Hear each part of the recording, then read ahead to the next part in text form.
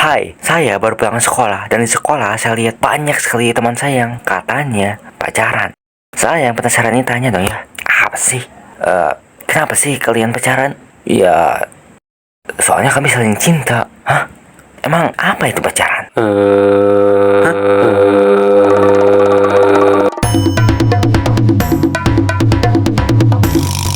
Pertama-tama, mari kita lihat dulu dari KBBI. Apa itu pacaran? Pacaran adalah berpacaran, dan berpacaran adalah menjalin hubungan cinta kasih dengan lawan jenis, tetapi belum atau tidak terikat perkawinan. Kalau kita lihat dari KBBI, teman saya tadi benar. Tapi, kenapa yang dilakukan oleh teman saya itu disebut pacaran?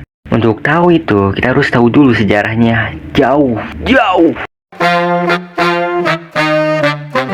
1489 di Eropa, Pangeran Todor Arthur dijodohkan oleh ayahnya Henry VII dengan Catherine dari Aragon, dan mereka berdua usianya masih 3 tahun.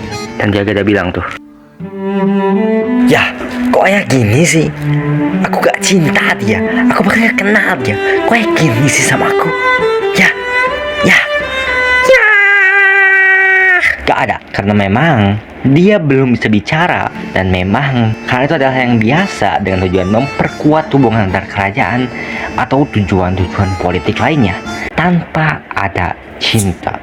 Selain itu, pada tahun 1514 di negeri Prancis, Raja Prancis I dijodohkan dengan Claude dari Bretagne. yang tujuan dari pernikahan itu karena politik.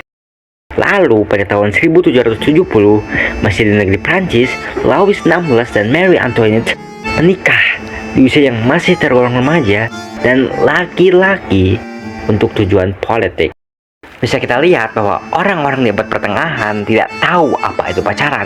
Yang mereka tahu hanya pernikahan, dan mereka hanya menganggap pernikahan sebagai alat yang mereka gunakan untuk tujuan politik, sosial, ataupun budaya. Tidak ada tuh cila-cilaan atau hal-hal romantis yang sering kita lihat di drama. Gak ada. Bahkan mereka tidak peduli dengan perasaan si calon pasangan. Yang mereka tahu intinya kamu nikah sama dia. Jadi pertanyaannya, sejak kapan kita melakukan yang namanya pacaran? Mari kita maju sedikit. 1800, revolusi industri.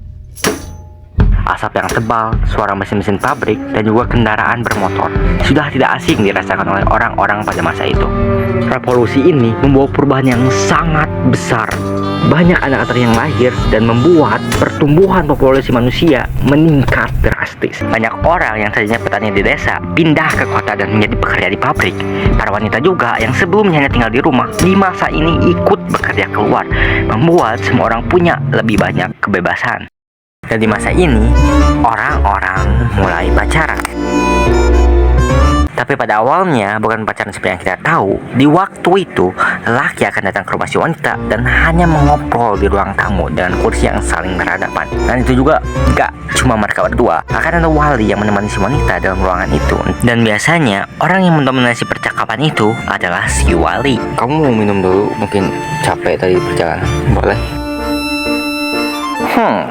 Ngomong-ngomong, kamu kerja di mana? Saya pekerja di pabrik baja milik Tuan Washington. Oh, di sana gajinya berapa? 5.000 pound sterling. Mari kita siapkan pernikahan. Tapi seiring berjalannya waktu, di mana sudah banyak wanita yang bekerja di luar, membuat pria dan wanita jadi mudah untuk saling bertemu, membuat mereka melakukan pacaran di luar dan kadang-kala harus mengeluarkan uang. Dan disinilah pacaran yang kita tahu mulai ada. Didukung oleh berbagai media seperti film ataupun novel. Contohnya The Rosary karya Florence L. Barclay yang rilis tahun 1909 membuat masyarakat sadar bahwa kebebasan dalam memilih pasangan akan membawa kepada kebahagiaan. Lalu dengan pesatnya perkembangan teknologi pada akhir abad ke-20 dan semakin banyaknya media yang menunjukkan keromantisan pasangan seperti Nothing Else, 10 Things I Hate About You, Romeo and Juliet, Titanic, atau Ada Apa Dengan Cinta, membuat banyak orang-orang, termasuk anak-anak dan teman saya, berpacaran. Sekarang pertanyaannya adalah, kenapa namanya harus pacaran? Kita agak Dating. kayak bahasa Inggris Datazione. Eto. 데이트하다, 谈恋爱， Amorare. Oskin. atau Triciazza. kayak Rusia. Kenapa dalam bahasa Indonesia harus disebut pacaran, sekitar tahun 1870? Di Sumatera dalam adat Melayu Ada sebuah tradisi di mana tangan si calon pengantin dioleskan pacar. Pada mulanya akan datang rombongan calon pasangan dari pria ke rumah sang calon pasangan wanita. Sebelum masuk, biasanya antar wali dari kedua keluarga itu akan beradu pantun. Nasi lemak buatan Ibu Siti, enak sekali rasanya. Datangi kami di sini dengan tujuan mulia. Memasak air pakai arang. Asapnya kemana-mana. Ada apa kesini bawa banyak orang? Nak gelut ke? Asap arang bikin perih mata. Tutuplah mata supaya tidak berlinang. Tidaklah itu tujuan kita. Kita di sini ingin meminang. Jagung bakar sudah masak. Tidak lupalah ditusuk. Jika itu tujuan awak, ayolah kita masuk. Masuk, mari. Di dalam rumah terjadilah proses lamaran. Jika si wanita setuju dengan lamaran itu, maka proses pernikahan akan dilakukan. Biasanya butuh waktu beberapa bulan untuk mempersiapkan segala hal untuk pernikahan. Nah, di waktu persiapan itu, sang calon pengantin akan diberikan pacar yang terbuat dari kapur sirih sebagai pertanda bahwa dia itu sudah dilamar. Jadi, jika ada orang lain yang tertarik padanya, dia akan, hari ini aku akan melamar Siti dan nanti aku akan menjadi suaminya. Pasti kita akan bahagia. Assalamualaikum Siti. Waalaikumsalam. Ada apa ya? Sebentar. Itu apa di tangan kamu? Ini? Iya. Oh, ini pacar.